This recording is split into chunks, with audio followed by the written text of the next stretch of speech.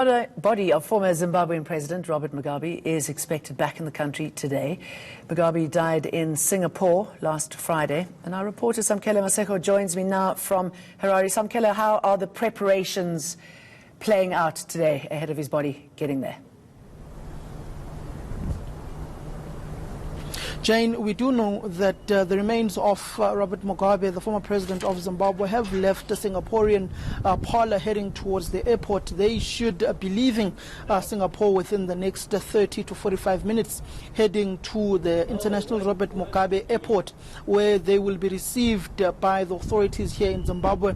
That delegation that went to fetch the remains of former President Robert Mugabe is led by the vice president of Zimbabwe, Kemo Mohadi, who is leading that particular delegation alongside the family.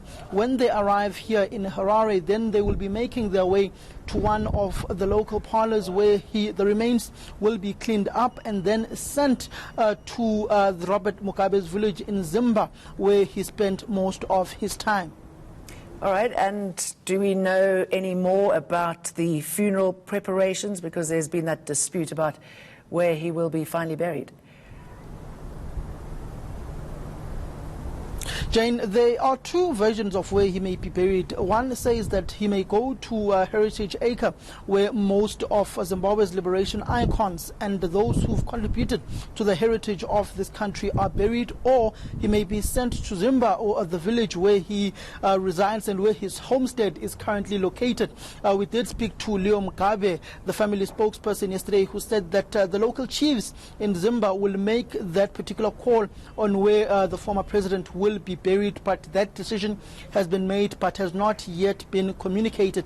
So it's either one of those two particular areas, but the official burial will be on a Sunday, and the official funeral, the state funeral, will be on a Saturday, which will be presided over by the president of Zimbabwe, Emmerson Mnangagwa. And are people feeling any more excited or saddened that he's coming back, considering where he left the country?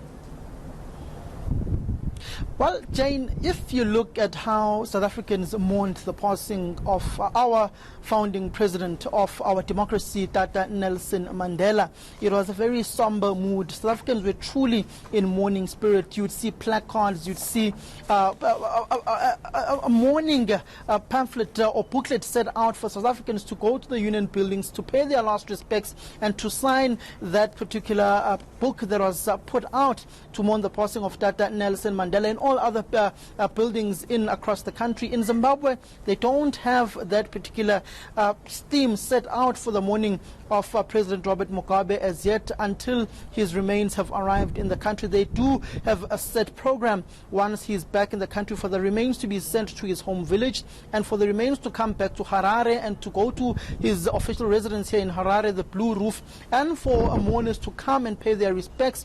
And they will also be paying their respects officially on Saturday in the state funeral, which will be presided by the president of Zimbabwe, Emmerson Mnangagwa. But you can't truly say that there is a hive of activity in mourning the life of Robert Mugabe, because there is nothing that has taken place as yet, and it's business as usual, one may say, here in Zimbabwe, and doesn't reflect that the country is in mourning of one of their founding fathers of their liberation and independence in the 1980s. Thank you for that, Samkele.